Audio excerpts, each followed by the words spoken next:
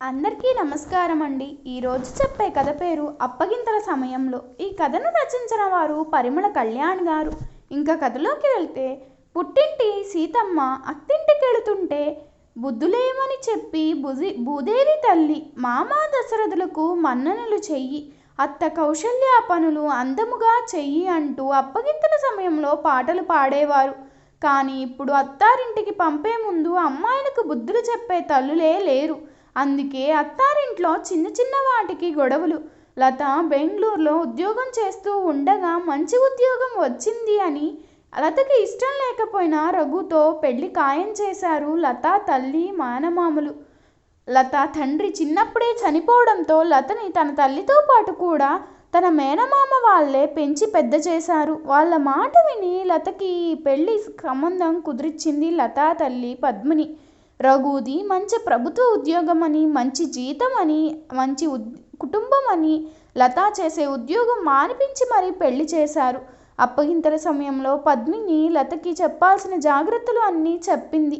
అత్తారింట్లో జాగ్రత్తగా ఉండాలి. ఒక మాట అన్నా కూడా నీ టెంపరితనం అక్కడ చూపించకుండా అందరితో నెమ్మదిగా ఉండు. పనులన్నీ చక్కగా చెయ్యి.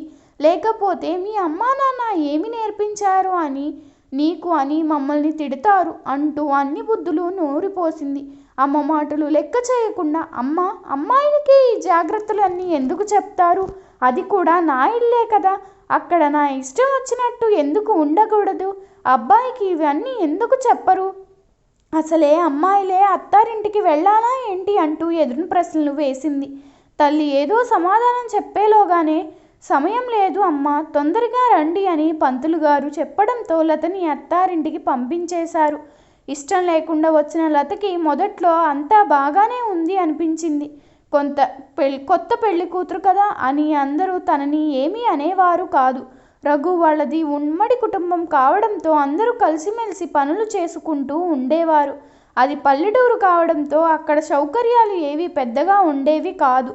దాంతో లతకి బయటికి వెళ్ళాలి అంటే ఇబ్బందిగా ఉండేది. రాను రాను లతకి కష్టాలు ఎదురయ్యాయి. అత్తారింట్లో మొదట్లో బాగుండే అందరూ ఇప్పుడు తనని ఈసడించుకుంటున్నారు. తనకి నచ్చిన పని చేయటానికి లేదు, తనకి నచ్చినట్టు ఉండటానికి లేదు. భర్తతో సరదాగా సినిమాలకి షికార్లకు వెళ్ళడం అంటే లేదు. సినిమాలకు వెళ్దామంటే అందరూ కలిసి వెళ్లాల్సిందే. దాంతో లతకి చాలా కష్టంగా అనిపించింది. అందరిలో ఉండడం ఇష్టపడేది కాదు. లతకి ఇంటి పని వంట పని వచ్చేది కాదు. అందరూ ఎవరి పని వాళ్ళు చేసేసుకునేవాళ్ళు. కానీ లత ఏ పని చేసేది కాదు. మొదట్లో పని చెయ్యొద్దు అని చెప్పిన వాళ్ళే ఇప్పుడు ఏ పని చెయ్యట్లేదు అని తిడుతున్నారు. వేరే కాపురం పెడదామని రఘుకి ఎన్నోసార్లు చెప్పి చూసింది. కానీ ఫలితం లేకపోయింది. తల్లిదండ్రులను, తాతయ్య మామయ్య ఇంకా ఇంత పెద్ద కుటుంబాన్ని వదిలి వెళ్ళడం ఇష్టం లేదు రఘుకి. విడిగా ఉండడం ఇష్టం లేదు అని కరాఖండిగా చెప్పేశాడు లతకి. అలా వాళ్ళ ఇద్దరి మధ్య చిన్న చిన్న తగాదలు మొదలయ్యాయి. రఘు ఏం చేసినా తప్పు పట్టేది లత. కథ అడిగేది కదా అనేవాడు రఘు. ఒక్కొక్కసారి చిన్న మాటకే వాళ్ళ మధ్య ఘర్షణ జరిగేది. అలాంటప్పుడు ఎక్కడికైనా పారిపోవాలనిపించేది లతకి. అనవసరంగా పెళ్లి చేసుకున్నాను అని బాధపడేది. కొన్నాళ్లకి తన సమస్య పెద్దది అయింది. సమస్య పెద్దదిగా మారాక తల్లి దగ్గరికి వెళ్ళింది లత.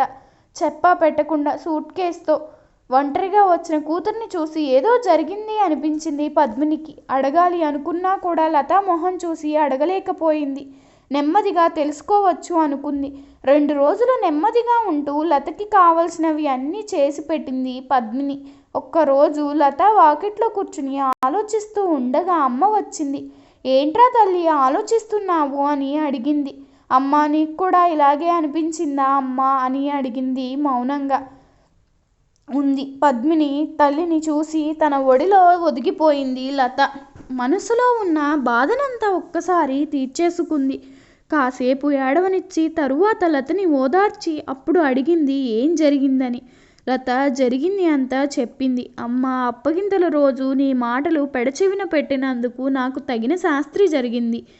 నా మీద అందరూ అయిష్టం పెంచుకున్నారు. నా మీద నిందలు వేసి నన్ను పరాయిదానిని చేశారు అంది పద్మిని నవ్వుతూ. అందుకే కదా ముందే చెప్పాను నీకు, ఒక్క మాట అన్నా కూడా ఎదురు చెప్పకు.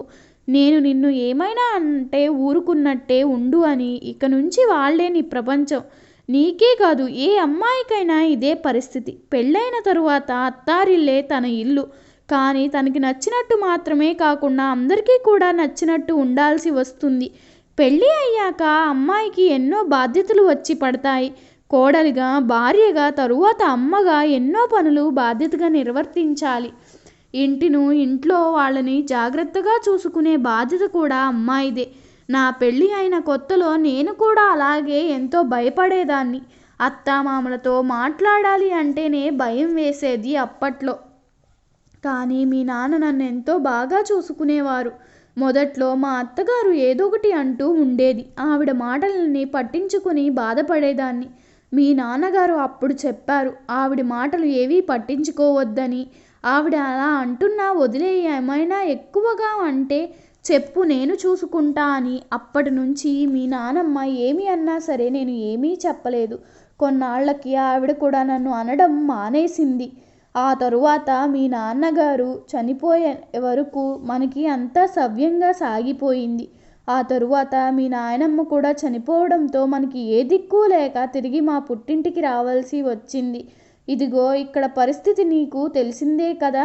వాళ్ళు బాగా చూసుకోవడం లేదు అని నేను అనను, కానీ ఏదో ఒక లోటు అయితే ఉంటుంది కదా. ఎప్పటికైనా అమ్మాయికి పుట్టిల్లు సొంతం కాదు, అత్తారిల్లు తన సొంతం. ఎవరు ఏమన్నా ఎన్ని అన్నా అది తన మంచి కోసమే అనుకుంటే ఏ బాధ ఉండదు. అలాగే నువ్వు కూడా కొన్నాళ్ళు సర్దుకోపోయి వాళ్ళకి చేదోడు వాదోడుగా ఉండు. కొన్నాళ్ళకి వాళ్ళే మారతారు.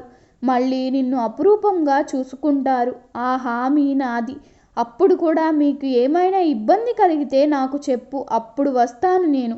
అప్పటి వరకు ఏమి చేస్తావో నీ ఇష్టం. కానీ ఒక్క విషయం గుర్తు ఉంచుకో, మీ అత్త కూడా అమ్మలాంటిదే అనుకోవాలి. అప్పుడే అత్త ఒక మాట అన్నా కూడా నీకు కష్టం అనిపించదు. అత్తా కోడళ్ళ మధ్య గొడవలు రానే రావు అని చెప్పింది. ఈసారి అమ్మ చెప్పిన మాటలు లతకి బాగా అర్థమయ్యాయి. అవునమ్మా, నువ్వు చెప్పినట్టే చేస్తాను.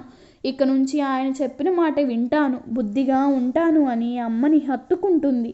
చాట్ల నుండి లత మాటలు విన్న రఘు లతలోకి కలిగిన మార్పుకి ఎంతో సంతోషించాడు.